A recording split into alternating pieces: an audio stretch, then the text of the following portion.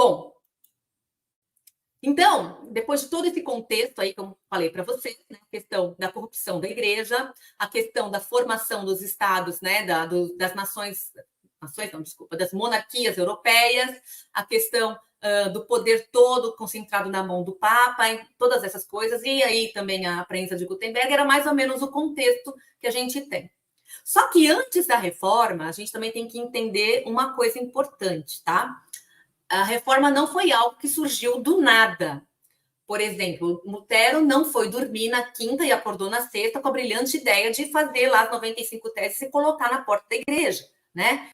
Houve todo um processo. E o que isso que é, gente, o que eu acho mais extraordinário quando a gente estuda na história, quando a gente estuda a história da igreja, é perceber que Deus nunca ficou sem voz na história. Ele sempre levantou pessoas, ele sempre levantou homens e mulheres que fossem arautos da sua palavra. Então, a gente às vezes pode olhar e falar assim, nossa, estava tudo perdido. Não, mas Deus o tempo todo estava trabalhando. A gente vai ver até no próprio desenrolar da reforma como Deus vai conduzindo tudo, como ele vai conduzindo as pessoas para os lugares, como ele vai, sabe, governando todas as coisas. Deus nunca perdeu o controle. E quando a gente estuda a história da igreja, a gente percebe isso claramente, tá? Então, vamos então para os pré-reformadores. Os pré-reformadores são aqueles que vieram antes da reforma. Então, o primeiro que eu trago para vocês é o John Wycliffe. Olha de que época que ele é. Do ano 1329, quando ele nasceu, a 1384, o ano da morte dele.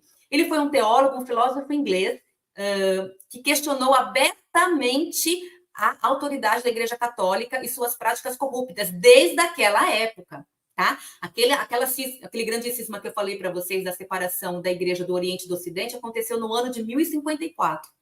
E em 1329 a gente já vê o Wycliffe falando a respeito de problemas na igreja. Tá? Então, assim, já é algo que vinha de muito tempo.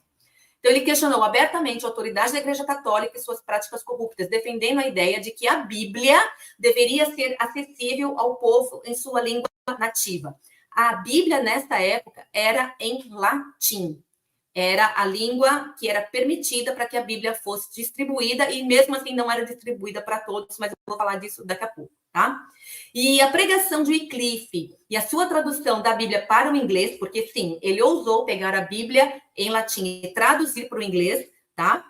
Foi sem dúvida coisas que prepararam o caminho para a reforma.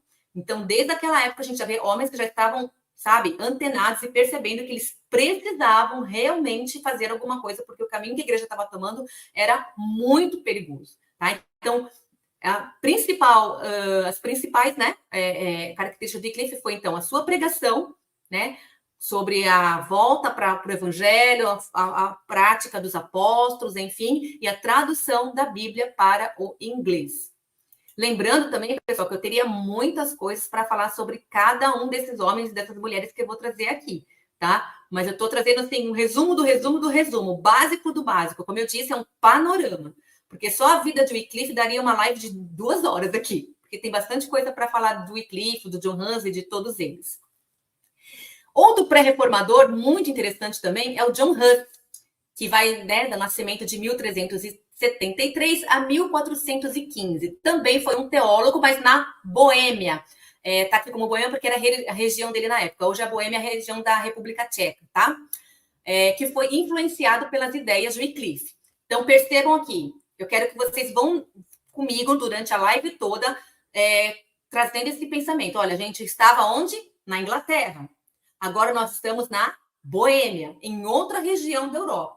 Então, percebam que o movimento da reforma, ele não é algo exclusivo de uma só nação, de um só povo, tá? Ele chegou a ser reitor da Universidade de Praga e exerceu uma influência marcante em toda a região. Ele pregava também contra os abusos da igreja, defendendo o sacerdócio universal de todos os cristãos. John Huss foi excomungado, declarado herege e queimado vivo na fogueira. Então, veja bem, John Huss, ele foi muito influenciado por Wycliffe, tá? Pelos escritos de Wycliffe, pela pregação de Wycliffe. Também começou a pregar contra os abusos da igreja e defendia principalmente o sacerdócio universal de todos os cristãos. Cláudia, o que é o sacerdócio universal de todos os crentes, de todos os cristãos? É aquilo que está escrito, pessoal, em Hebreus capítulo 12. Por exemplo, que fala que Cristo abriu para nós um novo e vivo caminho. Hoje nós temos livre acesso à presença de Deus, porque o sacrifício de Jesus rasgou o véu e nos abriu um caminho direto para Deus. Nós não precisamos mais da figura de um sumo sacerdote humano, um sacerdote humano, para fazer essa mediação, né? Hebreus nos diz que o nosso sumo sacerdote é Cristo, né? Que fez esse caminho de acesso a Deus. Em 1 Pedro também vai falar o quê? Que nós somos sacerdócio real, nação santa, povo de propriedade exclusiva do Senhor. Então, hoje, qualquer um que creia em Jesus, que confessa Jesus Cristo como seu Senhor e Salvador, ele tem livre acesso à presença de Deus. Então, isso que a gente chama de sacerdócio universal de todos os crentes. Não há mais necessidade de mediação por causa daquilo que Cristo fez, sobre o que Jesus Cristo fez, tá? E John Huss, ele acabou sendo excomungado depois de muitas coisas, discussões sobre questões que ele teve que se defender, enfim, né? Declarado herege e foi queimado vivo. Uma questão interessante sobre John Huss é que a tradição, né, diz que, quando eu falo tradição, é algo assim que não existe comprovação 100% histórica, mas existe uma tradição de que no momento em que ele estava sendo levado para a fogueira, que o negócio começou a pegar fogo, ele disse que eles iriam, naquele momento, matar o ganso. Huss significa ganso, mas que em 100 anos Deus levantaria um cisne e eles não poderiam matar esse cisne. Então, depois de muitos anos, isso foi atribuído a quem? A Lutero, né? Que Lutero não foi morto na fogueira, a história de Lutero foi completamente diferente. Aquilo que Lutero fez depois teve um impacto bem maior. Então, uma curiosidade aí sobre esse pré-reformador também, John Huss. E tem um crossover de John Huss e Wycliffe, que eu precisava também trazer para vocês. Então, olha a cabeça das pessoas daquela época, né? Dos líderes da igreja. Então, Wycliffe morreu em 1384, John Huss foi para a fogueira em 1416, mas anos depois, né, mais de 10 anos depois do martírio do John Huss, e sabendo da influência que esse John Huss tinha recebido do Wycliffe, a igreja ordenou em 1428 que os ossos de Wycliffe fossem desenterrados, queimados e suas cinzas lançadas no rio Swift, tentando assim extirpar toda a sua memória e legado. O Wycliffe provavelmente morreu de um AVC, tá? Os estudos lá apontam histórico que os sintomas que ele teve, ele passou mal, morreu, ficou alguns dias acamado e veio a falecer. Ele não foi martirizado. Mas eles achavam assim, olha, o John Huss deu todo esse trabalho por quê? Porque ele bebeu lá dos ensinos de Wycliffe, então manda desenterrar o Wycliffe, pega os ossos, queima e joguem as cinzas no rio, para que nunca mais ninguém se lembre dele, né? E um dos biógrafos do Wycliffe, ele escreveu o seguinte no livro: desse modo, este pequeno arroio quer dizer rio, tá? Levou suas cinzas até o rio Avon, e de Avon até o Severne, de Severne até os estreitos dos mares, e destes até o mar aberto.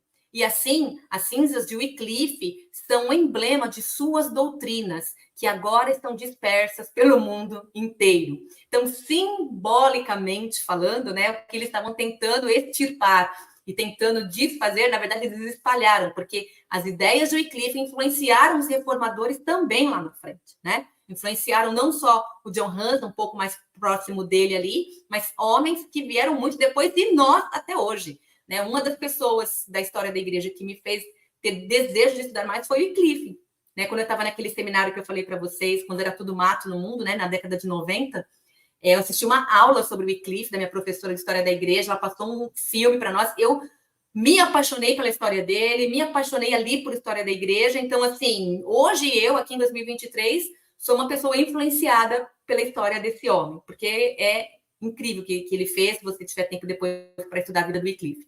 E me influenciou, então vejam, né? Quando não dá para parar alguém que Deus levanta com propósito, né? Deus, ele tem as pessoas que ele elege ali para fazer algo na história e realmente ninguém tem o poder de parar aquilo que Deus começa.